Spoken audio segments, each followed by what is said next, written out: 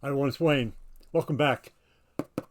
Got a knife in the mail yesterday, the day before. Um, this is nice.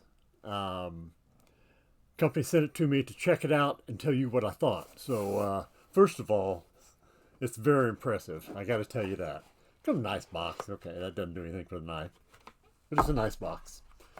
Um, Nice leather sheath. Wait till you see when I pull this.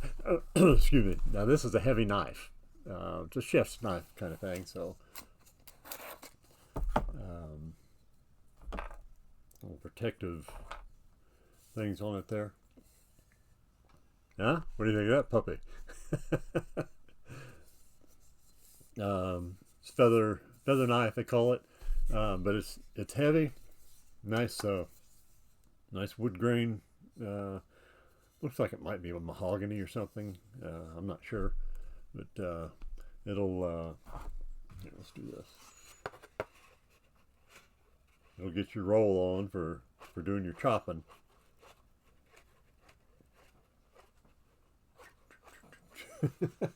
Okay, enough of that nonsense.